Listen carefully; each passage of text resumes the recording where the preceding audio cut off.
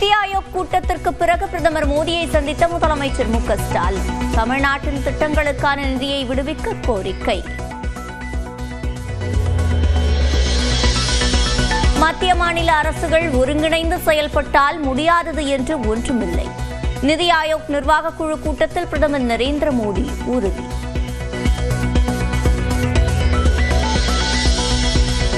பதினாறு ஆண்டுகளுக்கு பிறகு முதல் முறையாக முன்கூட்டியே தொடங்கிய தென்மேற்கு பருவமழை. தமிழ்நாட்டில் ஒரு வாரத்திற்கு மழை நீடிக்கும் என வானிலை ஆய்வு மையம் கணிப்பு.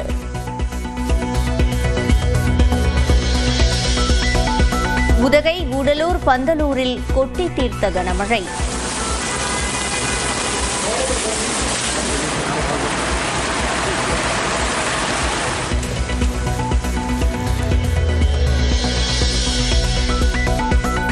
கூடலூரில் காரில் ஆற்றை கடக்க முயன்ற போது திடீரென வெள்ளப்பெருக்கு. கார் தண்ணீரில் அடித்துச் செல்லப்பட்ட நிலையில் எகிரி குதித்து உயிர் தப்பிய மூவர்.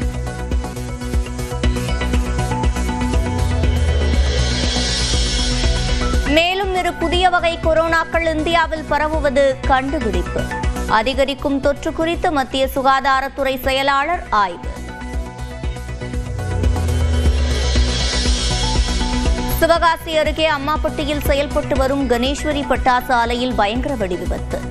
ஒரு அறை இடிந்து தரைமட்டமான நிலையில் இடிபாடுகளில் சிலர் சிக்கியிருக்கலாம் என தகவல். கனமழை எச்சரிக்கையால் சதுரகிரி கோயிலுக்கு செல்ல 2 நாட்கள் தடை. அனுமதி மறுக்கப்பட்டதால் பக்தர்கள் ஏமாற்றம். டெல்லியில் கொட்டி தீர்த்த கனமழையால் சாலைகளில் தண்ணீர் தேங்கியுள்ளதுடன் முறிந்து விழுந்த மரங்கள். சுரங்கப்பாதையில் ஆள் உயரத்திற்கு தேங்கியுள்ள தண்ணீரில் மூழ்கிய கார் மற்றும் பேருந்து.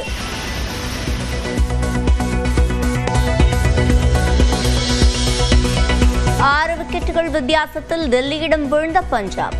புள்ளிப்பட்டியலில் முதல் 2 இடங்களை பிடிக்கப் போவது யார் என்பதில் தொடரும் இழுபறி.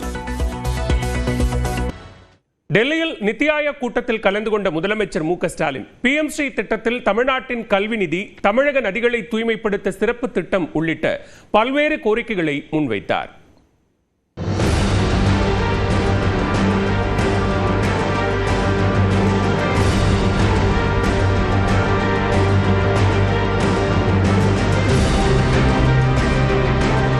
பாஜக அரசு 2014ஆம் ஆண்டு பதவியேற்ற பிறகு மத்திய திட்டக்குழுவுக்கு பதிலாக நிதி ஆயோக் என்ற அமைப்பை 2015இல் உருவாக்கியது. நாட்டின் நிதி நிர்வாகம் தொடர்பாக மத்திய அரசு ஆண்டுதோறும் நிதி ஆயோக் கூட்டத்தை நடத்தி வருகிறது. அதன்படி நடப்பாண்டிற்கான 10வது நிதி ஆயோக் கூட்டம் பிரதமர் மோடி தலைமையில் டெல்லியில் நடைபெற்றது. பாரத் மண்டபத்தில் நடைபெற்ற கூட்டத்தில் மாநில மற்றும் யூனியன் பிரதேசங்களின் முதலமைச்சர்கள் மற்றும் அமைச்சர்கள், மத்திய அமைச்சர்கள் உள்ளிட்டோர் கலந்து கொண்டனர். கடந்த 3 ஆண்டுகளாக நிதி ஆயோக் கூட்டத்தை புறக்கணித்த தமிழக முதலமைச்சர் மு க ஸ்டாலின் இந்த முறை பங்கேற்றார். நிதி ஆயோக் கூட்டத்தில் உரையாற்றிய தமிழ்நாடு முதலமைச்சர் மு க ஸ்டாலின் 15வது நிதிக்குழுவின் பரிந்துரைகள் படி மாநிலங்களுக்கு பகிர்ந்தளிக்கக்கூடிய வரி பகிர்வினை 41% உயர்த்தப்பட்டதாகவும், ஆனால் 33.16% மட்டுமே மாநிலங்களுக்கு பகிர்ந்தளிக்கப்படுவதாகவும் கூறினார். மத்திய அரசு அறிமுகப்படுத்தும் திட்டங்களுக்கு மாநில அரசு செலவிடும் தொகையால் நிதிச்சுமை ஏற்படுவதாகவும், அதனால் மத்திய வருவாயில் மாநிலங்களுக்கான நிதி பகிர்வை 50% உயர்த்த வேண்டும் என்றும் வலியுறுத்தினார். தொடர்ந்து PM ஸ்ரீ திட்டம் தொடர்பான புரிந்துணர்வு ஒப்பந்தத்தில் சில மாநிலங்கள் கையெழுத்து போடாததால் சர்வ சிக்ஷா அபியான் நிதி மறுக்கப்பட்டுள்ளதாகவும், குறிப்பாக 2024-2025ஆம் ஆண்டில் கிட்டத்தட்ட 2200 கோடி ரூபாய் நிதி தமிழ்நாட்டிற்கு மறுக்கப்பட்டுள்ளதாகவும் குறிப்பிட்டார். அந்த நிதியை தாமதமின்றி ஒருதலைபட்ச நிபந்தனைகளை வலியுறுத்தாமல் விடுவிக்க வேண்டும் என்றும் முதலமைச்சர் கேட்டுக்கொண்டார். மேலும் இந்தியாவில் உள்ள நகர்ப்புறங்களின் மேம்பாட்டிற்கு பெருமளவிலான நிதியை கொண்ட ஒரு பெரிய திட்டம் அவசியம் வேண்டும் என்று வலியுறுத்திய முதலமைச்சர் ஸ்டாலின், சிறந்த உட்கட்டமைப்பு, இயக்கம் மற்றும் சுகாதாரத்தை மையமாக கொண்ட ஒரு புதிய நகர்ப்புற மறுமலர்ச்சி திட்டத்தை உருவாக்குவதன் அவசர தேவை குறித்தும் எடுத்துரைத்தார். மத்திய அரசு அதுபோன்ற ஒரு திட்டத்தை விரைவில் உருவாக்க வேண்டும் என்று நிதி ஆயோக் கூட்டத்தில் முதலமைச்சர் மு க ஸ்டாலின் வலியுறுத்தியுள்ளார். தூய்மை கங்கை திட்டத்தை போன்று தமிழகத்தில் உள்ள காவிரி, வைகை, தாமிரபரணி உள்ளிட்ட முக்கியமான ஆறுகளையும் நாட்டில் உள்ள பிற முக்கிய நதிகளையும் சுத்தம் செய்து மீட்டெடுக்க திட்டம் வேண்டும் என்றும், காவிரி, வைகை, தாமிரபரணிக்கு புதிய திட்டத்தை உருவாக்கித் தர வேண்டும் என்றும் வலியுறுத்தினார். அதே நேரம் இந்த திட்டங்களுக்கு உலகின் தொடர்பு மொழியான ஆங்கிலத்தில் பெயரிட வேண்டும், அவற்றை மாநிலங்கள் தங்களது மொழியில் மொழிபெயர்த்துக் கொள்வார்கள் என்றும் முதலமைச்சர் மு.க. ஸ்டாலின் வலியுறுத்தினார்.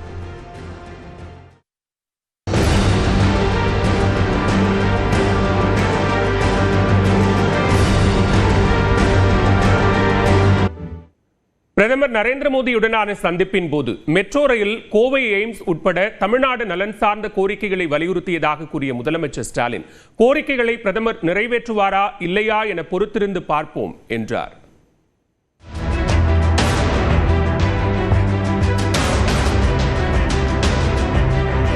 என்ன சொல்லுவாரு? செய்ய மாட்டேன்னு சொல்ல போறாரு, செய்வதுதான் சொல்லுவாரு. செய்யறாரா செய்யறாங்கிறது பொறுப்பாகும். பிரதமர் மோடியை சந்தித்த பின் முதலமைச்சர் மு.க. ஸ்டாலின் தெரிவித்த கருத்துக்கள் தான் இவை. டெல்லியில் நடைபெற்ற 10வது நிதி ஆயோக் கூட்டத்தில் கலந்து கொண்ட தமிழ்நாடு முதலமைச்சர் மு.க. ஸ்டாலின் கூட்டம் நிறைவடைந்த பின்னர் பிரதமர் நரேந்திர மோடியை தனிப்பட்ட முறையில் சந்தித்தார். ஏறத்தாழ 10 நிமிடங்கள் நடந்த இந்த சந்திப்பில் பிரதமர் மோடியிடம் தமிழ்நாட்டின் நலன் சார்ந்த கோரிக்கைகள் அடங்கிய மனுவினை முதலமைச்சர் மு.க. ஸ்டாலின் வழங்கினார். தொடர்ந்து டெல்லி விமான நிலையத்தில் செய்தியாளர்களை சந்தித்த முதலமைச்சர் தமிழகத்திற்கு என்ன தேவை என்பதை பட்டியலிட்டு நிதி ஆயோக் கூட்டத்தில் பேசியதாக கூறினார். கோவையில் எய்ம்ஸ் மருத்துவமனை அமைக்கிறது குறித்தும் கோரிக்கை வச்சிருக்கிறோம். இலங்கை கடற்படையால் சிறைபிடிக்கப்பட்டிருக்கக்கூடிய இந்திய மீனவர்களை மற்றும் அவருடைய படகுகளை மீட்பது ஆகிய கோரிக்கை எல்லாம் வலியுறுத்தி அங்க நான் பேசியிருக்கிறேன்.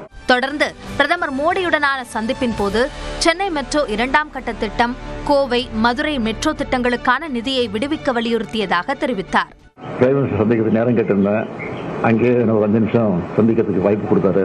ஏற்கனவே மெட்ரோ ரயிலுக்கு வந்து சேர வேண்டிய பணத்தை நிறுத்தி வச்சிருந்தாங்க. அப்போ அந்த கோரிக்கை வலியுறுத்தி சொன்னப்போ அதை உடனே செஞ்சு கொடுத்தாரு. அதை நினைவுபடுத்தி தேங்க்ஸ் சொன்னபோது நீ சொன்ன நான் செஞ்சேன்னாரு. அதே மாதிரி இப்போ சொல்லியிருக்கேன், இது செய்யுங்கன்னு சொல்லிட்டு வந்திருக்கேன். பல்வேறு கோரிக்கைகளை விடுத்துள்ள நிலையில் அதனை மோடி நிறைவேற்றுவாரா இல்லையா என்பதை பார்க்கலாம் என்றும் முதலமைச்சர் குறிப்பிட்டார். என்ன சொல்லுவாரு? செய்ய மாட்டேன்னு சொல்ல போறாரு, செய்வதுதான் சொல்லுவாரு. செய்யறாரா செய்யறாங்கிறது பொறுப்பாகும்.